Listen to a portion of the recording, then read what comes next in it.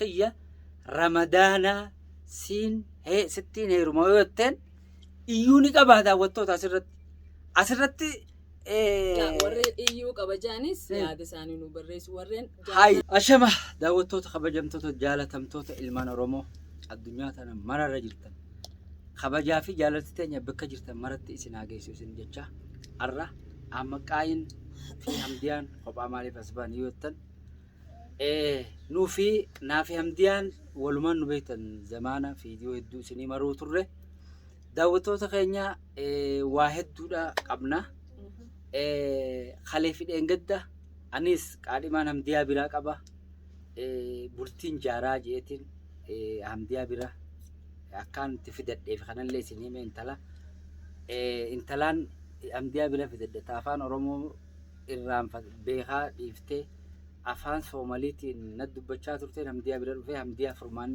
hamdiyaan furmaatatti fiddee hamdiyaadhaa wajjii walii galanii hamdiyaa biraa fuudhuu deemaa qaadhimaanti jalleen asuma jirti ammaaf mana sanii mana tottolchaa jirti dhalaan soo giddaa bakka takkan taa'u jedhanii ramadaana waa'ee tottolchaa jirti amma fiidiyoo isii duubaa kaameraa kanne haasa'u jirraa daawwattoota keenya akkasuma beekamu hamdiyaa fi anilleen dhugaadha yeroo dheertuu fiidiyoo isinii maraa turre adda addaatiin hamdiyaan irraan haa gabbuuftee hamdiyaadhaa wajjii walii galtee godhaa jirru balloo beeka garuu balloo miidhuun feenuu wal bira gallaa nama balloo miidhuu miti balloo nama nu jabaa roorroo xiqqoo fi guddoo keessattis wajjin hirmaachaa turre wajjin dhaabbachaa turre balloo miidhuun feenuu kanaaf daawwattoota keenya balloon akka waan miidhametti galee nu gallakkise akkatti finnees nu beeka akkatti gallakkifnees nu beeka haalatti gallakkifnuu fi haalatti beefi kan osoo dambaafatini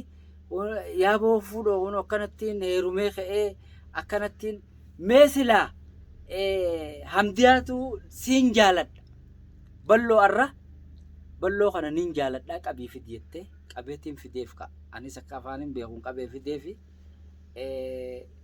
haala silaa jaalatamee akkatti silaa osoo jaalatamee wanni san dhugaatti taatees balloon waywaachuun san irra ture daawwattootaa fi hordoftoota keenya intalti tun hamdiyaan tun mee maal taate hamdiyaan tun laal nama dheertuu yoo ol kaate takkaa fiidiyoo isii ol kaatee takkaa fiidiyoo isin marte nama intala dheertuu mormisii hanqana ga'uun intala laal bakka irraa irruudhaa takka hin qabne jechuudha kanaaf daawwattoota keenya silaa jaalattees balluma guddaa kana yoo wal cinaa dhaabbatan hamdiyaatu irra guddoodhaa jettanii murteeni kannatan daawwattoota dhaabbataan takkaa fiidiyoo isin marre daawwattoota keenya hamdiyaan isaa gadi hin jirtu si yoo jaalattee mana keessa qabattees waywaata danuusan maaltu fiti maaliifiyya garuu jaalattee maaliifiyyaa nama jaalate dhalaan takka obboleessa kiyya siin jaaladhe anni kana godhachuu qabda sunnatu rasuulullah sunnaa rabbiiti warra keenya dubbiftee abbaa kiyya dubbiftee ilmaan keetiif haadhaan ta'a anaa fi ilmaan keeti amaanaa sii fi ilmaan kee anarratti balloo kiyya siin fedhaa yoo jetteen balloon akkasii iyyee xaaqaan ba'uu fi samiin ba'uu fi dachii seenuu fi asiin ba'u gurbaan guddaan hanqas ga'u maaliif waywaata hafuura san maal sirbise daawwattoota meegaa asirra komentii khalaxa qabdaa isinii khalaxa qabda jettaniis isaa qabeettanis barreessaadha fiidiyoo tana isiniif ergina takkaan dhalammaanuu nama jaalachuunu hin jiru warri jettaniis nu deebisan dhalaan nama jaalachuun komentii jalatti dubartiin akkamiin nama jaalatti jechuun keessanillee khalaxa garuu immoo jaalala kan ifa baasee dubartiidha jammar jalqaba hanga dhumaatti dhumallee gaarabbi durillee nama gaafachuu dhabdu dhalaan amma nama gaafachuu qabdi daawwattoota yoo si jaalatte ammas duris jaalala dhalaan ni gaafatti warreen hedduu keessa beekumsa qabu akka dhalaan jaalala gaafatte jaalala san itti milkooytus ifa gala ammoo namu akka dandeetti daawwattoota dhalaan jaalala yoo jaalatte nama tokko yoo jaalatte nama lafa jiru kajaartiin qabni kajaartiidhaan adda baanii jiran balloon akkuma beekamu harkitanii jirtan fiidiyoo isaatirratti jaartiidhaan adda baanii jiran nama bultitti hajamu nama bultii arkee jiru nama bultii san isa feesisu yoonii fi balloon kun nama dhuguma rabbi isaanii lafa jira balloon. Lafa. Yoo lafa nama fuudhuudhaaf Egaa kaa'amma. mirga qabu yoonii fi balloon mucayyoo ban ni jaalate sanii. San ni jaalate malee way fuudhe. Nikaa jechuun nikaa rasuulaa irraa qaba. Way jaalate. Kudhan qaadhimanii takka fuudhanii daawwattoota kai. Sanis garuu immoo hamdiyaan si jaaladhe obboleessa. Himachuun salphina Iyyansi. kanneen jettan silaa'uu dogongoraa. Bari iyyansa balloo sanii dhugaadha jechuun jiranii. Hai. Sun dhugaa miti. Mujrimummaa miti. Mujrimummaati. Hai. Silumaa silaa jaalalti kun haqa qabdi. Jaalalti hundaa oli. Bu'urri jireenya ilma namaa jaalala si jalqaba. Bu'urri ilma namaa kun jaalala. Jaalalaaf kabajaa waliif amanamummaan inni kun waanuma jireenya namaa kana utubee gadhaaburraayi. Waan kana ta'eef sanirraa illee inni. Hai kaawwanuu qasham godhini. Sanirraa bakka san keessatti illee akka waan dallansuun itti gubtaan achaafiin qabu qulqullu. Nama isaa oliifis meeqa jaalala na gaafata anaatu yeroo jaalalaa sun hin qabne malee lolee dachii garagalchee hanga baaragee miira meeqa keessa galee nama sii baasullee fidadhu namuma baasu sanillee as fiduuf if sodaate. Nuti immoo sodaa isaati irra garraan atti taaka yeroo sanitti. Garuu daawwattoota dhugaa keeti haasawamtii irra ni baarage balloon baarageeti. Wuuy aboo anuma dubanii heeruma dubanii fuudha dubanaatu heeruma moo ani talaan jaaladheen qaba aboo dhaabbadhu. Awwaala mana harkisiise yaa amma haadha ilmaan isaa sanirraa fuudha. Balloo waachifne gaara laal waa piraankiin jaamtu duraan nuti wanni nuti kaaneefis waan biraati. Keessa isiisan kaa miciyoo nu haddaddisanis isiis agarsiifne waan nuti taane gabbuute. Naarkaa gabbuute agartee?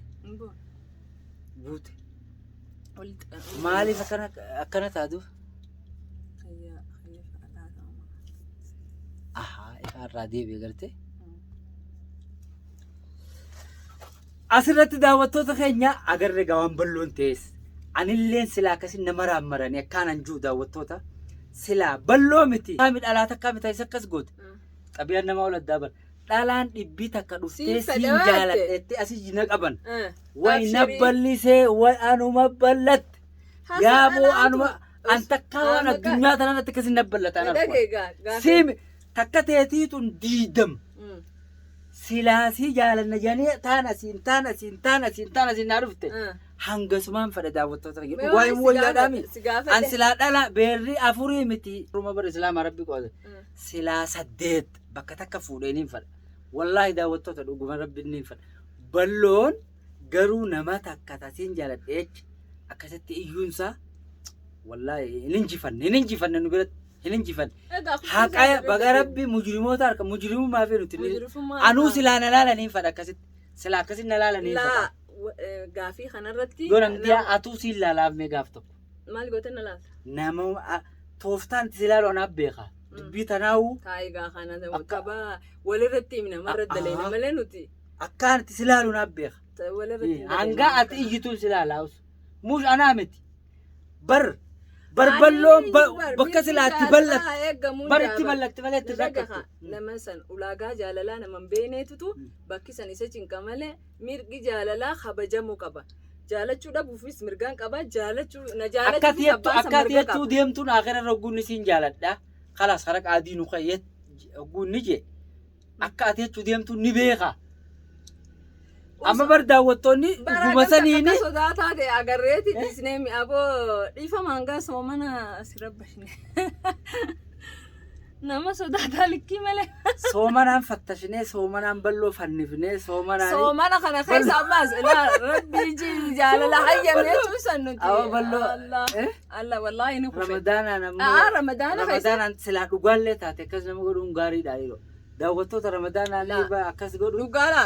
Bargaa isi bira qamaana ni atoorora jee dhufee barti dawwalleeti hamdiyaan takka bira qamaanaati har'a nama boorsuun ni jirti nama bira dhaqee intala nuufisiin tun nama wali jabooti nama biyyaa. Abboon akkana jee sodaatan bira dhufuuliidhaati yaadin hunga baasin ka akka itti finne dhimma finnee fi irraa fixannee miti. Garuu waan feetan jaadhaa haala nuti itti finne balloodhaaf. Laa isin warreen ilma namaa kana keessa wahuma takka parsantii dhibbarraa duwwaa waa takka hiika jaalalaan beeynes ni jira. Warreen hiika jaalalaa beektan ammoo azala koomantii kaa namni tokko jaalala si gaafatee dhalaan takka gizee takka heerumtee baatetti rabbii jiina fuudhiyattu ajirii diilii isii firraa buuste jechuudha. Nama akkasitti firraa buuse warreen ilmii beeku keessattuu firraa buuseetiin jira nan qabin. Afirraa buuseetiin jira. Inni immoo rabbiif jeef qabuu dhabuusaa san diilii hagam takka akka qabu kanneen keessa beektan. Asumarra gaaffii ta'e asumaanuu inni lamada gara mirga jaalalaatiinis jaalala wanni ilma namaatiif bu'uureeffachuu jireenya isaa wahiin jireenya kiyyaasaa ta'u namni lubbuu waliif rannaa beeka rabbiif jee jaalala gaafanne nuti. Jaalala sanis isii akkana ettesan akkaan isii saniif hin cabne na godhiin jeen. Shari'aan dhiiraa 4 banti. Isiis fuudhee jaalala kiyyaas naa eege keetis siif kabajaa qaba. Asumarra dubbitee irratti dhagaye waan siima Nabi Muhammad sallallahu alaihi wasallam nabiyyiin keenya dhalaan tun masalan dhalaa jaarsirraa du'ee jira. Tan jaarsi dhiisee deemee jira. Tan su'aaba dhalaa tana fuudhu jechuun dhalaa tana wanni takkarra lama sadi ta'eef amma barama siitu su'aaba qabeechuudhaaf masalan silaa dubbirraa taateewu dhalaan takka siin jaaladhe haa yoonii fi rabbi jecha bihojiillaa rabbi jecha na fuudhu intala islaamaa ta'anii wajji ibaadaa goonaa jeen akkam jedha.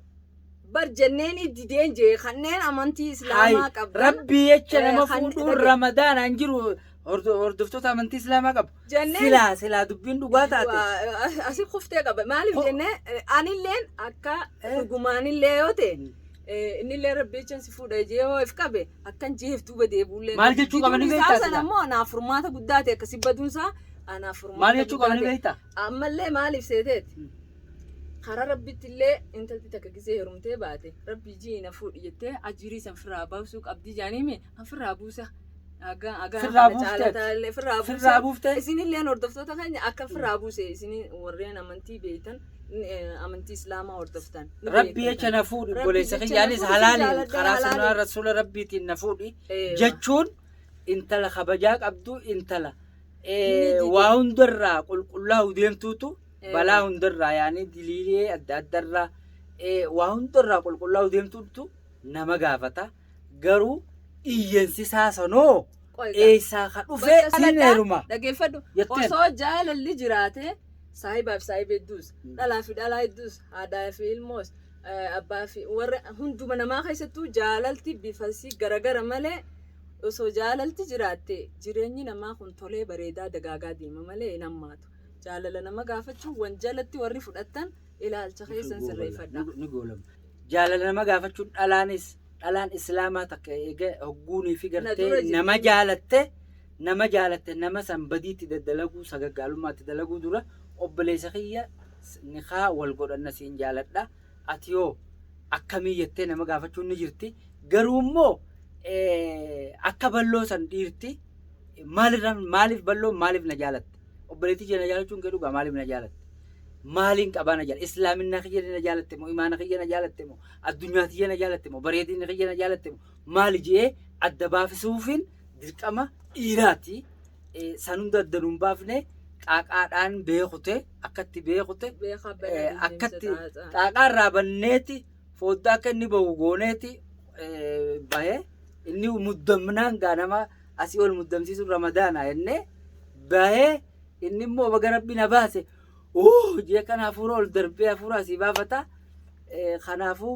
nama dhalaanis nama jaalala nama gaafachuun jiraachuu qabdi daawwattoota keenya dhiirtiis akkuma dhiirtii nama gaafatu dhalaallee nama gaafachuun jiraachuu qabdi hordoftootaa fi daawwattoota keenya balloo humaan goonatti dhoyneeti rabbi si baasee isuma saniinuu akkami baatee jennee telefoonatti dhoynee gaafannaa mee waan inni jiru telefoonumaanuu asumaan inni nu deebisaa nu godha nagayaan nu jiraadhaa isin jenna.